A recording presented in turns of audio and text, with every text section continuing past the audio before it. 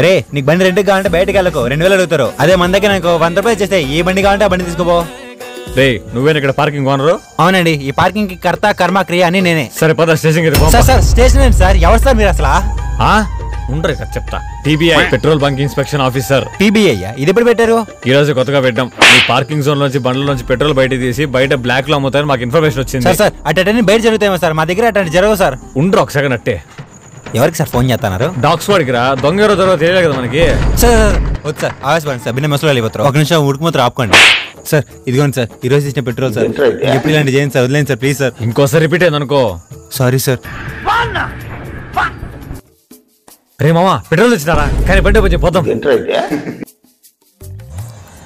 ఏమైందిరా? పెట్రోల్ అయిపోయింది మామా. అయితే పట్టించుకున్నాం బా. నాకా డబ్బులు లేవురా. అరే పెద్ద సమస్య వచ్చి పడింది, ఇప్పుడు ఏం చేద్దాం? డొక్కము. కంట్రీలో ఉన్నావు బేటా.